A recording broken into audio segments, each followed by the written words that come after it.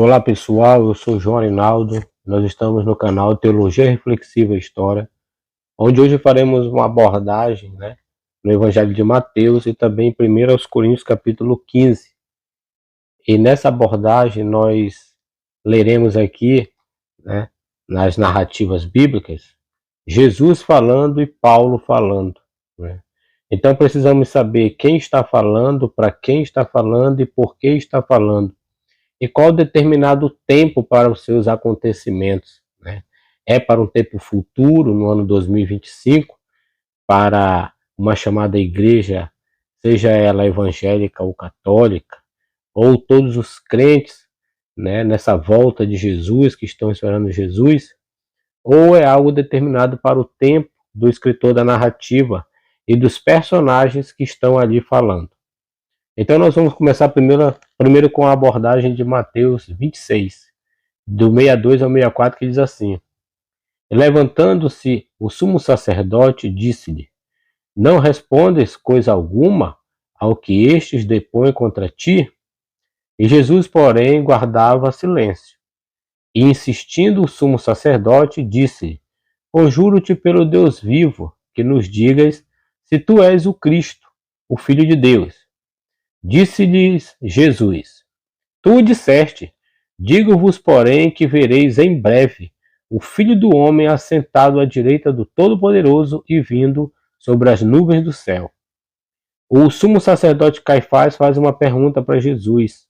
E Jesus responde que em breve eles o veriam vindo nas nuvens, com poder e grande glória, e assentado à direita do Todo-Poderoso. Ou seja, se Jesus está determinando que é uma segunda volta dele, ou uma vinda dele após a morte e a sua ressurreição, e que ele é este Filho do Homem, ele está mostrando aos personagens que ali estão com ele na narrativa que este acontecimento será para os dias dessas pessoas, e não para um futuro 2.000 anos depois no Brasil, mas no mesmo dia e em breve para o sumo sacerdote Caifás e a cúpula religiosa que participou deste julgamento, que eles veriam tudo isso. E mais, esta situação ocorrerá onde? Na Judéia, aonde ele estava sendo julgado. Mateus 10, 23. Quando, pois, vos perseguirem nesta cidade, fugi para outra, porque em verdade vos digo que não acabareis de percorrer as cidades de Israel, sem que venha o Filho do Homem. Ou seja, Jesus manda os seus 12 discípulos irem até as cidades de Israel, como a narrativa diz, que eles iam somente às ovelhas perdidas da casa de Israel, pregar o chamado Evangelho do Reino, que era seguido de curas, milagres, e muitos acontecimentos ali, como também ressurreições e expulsar demônios. Então Jesus está dizendo para os seus discípulos que enquanto eles não fechassem, não percorressem todas as cidades ali de Israel e pregassem esse evangelho do reino, e que eles, quando chegassem a essa situação, então viria esse Filho do Homem.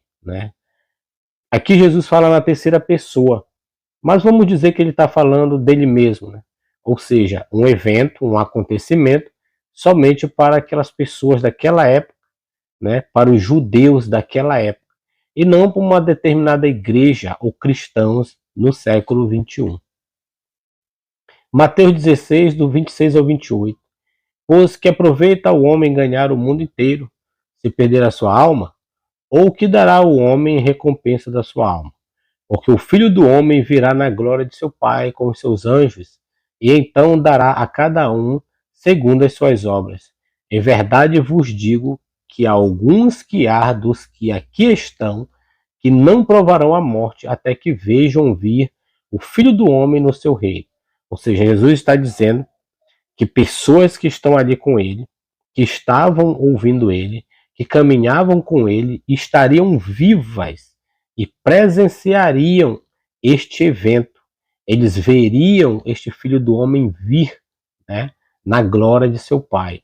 Ou seja, um acontecimento para o tempo dessas pessoas, tempo presente dessas pessoas que ainda estariam vivas para ver este acontecimento. Como Jesus fala em Mateus 24, que eu gravei no primeiro vídeo, que passaria o céu, passaria a terra, mas esta geração, ou seja, aquela geração que está ouvindo Jesus, não passaria, né? Eles veriam a chamada destruição do templo de Jerusalém e essa vinda, né, do Filho do Homem. Ou seja, mais uma vez, nada está apontando para o futuro, nem para o Brasil, nem para evangélicos, nem para católicos, mas para judeus, para pessoas que ouviram Jesus na sua época, para o seu determinado momento presente. E aqui nós vamos falar um pouco de Corinto, né? Surgida na época do Neolítico, 6000 a.C., a cidade grega de Corinto foi um dos centros econômicos e culturais mais promissores de toda a Grécia Antiga. Foi um polo de desenvolvimento comercial e marítimo que acarretou numa rica cultura e economia na região. Seu caráter religioso também é extremamente relevante. A cidade abrigou por 1 ano e meio a jornada missionária do apóstolo Paulo, que ali edificou uma igreja.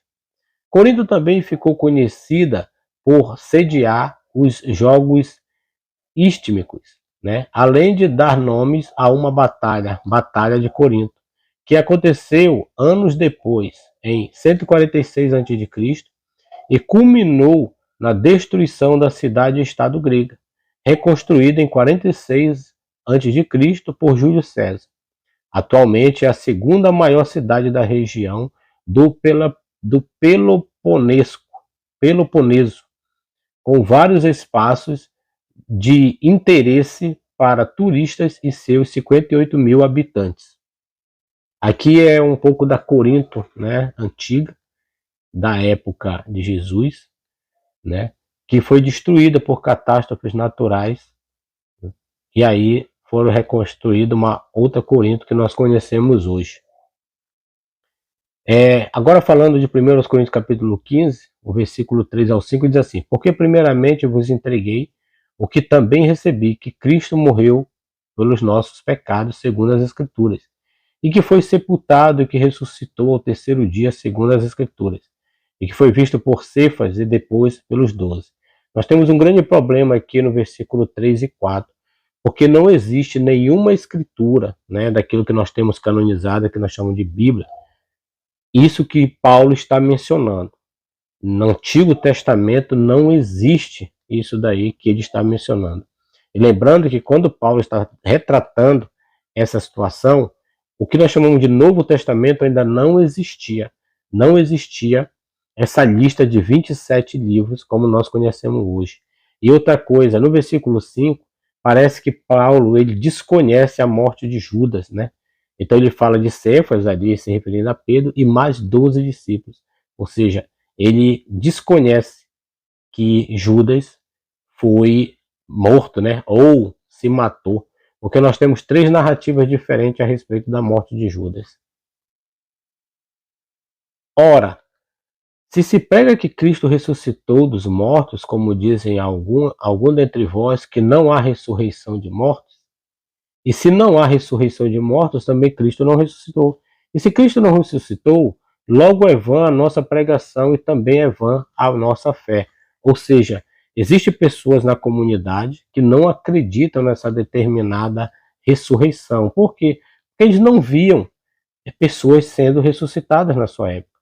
Então eles não acreditavam nessa mensagem, né, que Paulo pregava ali, ao fato de não verem. Então Paulo resolve escrever uma carta. Para quê? Para manter as pessoas que acreditavam nele na esperança de que isso realmente aconteceria. Para um futuro, 2000 anos depois? Não, para a sua própria época. Porque se os mortos não ressuscitam, também Cristo não ressuscitou. E se Cristo não ressuscitou, é vã a vossa fé, e ainda permaneceis nos vossos pecados. E também os que dormiram em Cristo estão perdidos. Se esperarmos em Cristo só nesta vida, somos os mais miseráveis de todos os homens. Ou seja, Paulo está dizendo que, por mais que as pessoas viessem a morrer, elas não estariam perdidas, porque elas seriam que ressuscitadas para esse determinado evento. né? Então eles não deveriam esperar somente naquela vida. Eles poderiam sim morrer antes que isso acontecesse, mas que quando isso viesse a acontecer, eles seriam ressuscitados para este momento.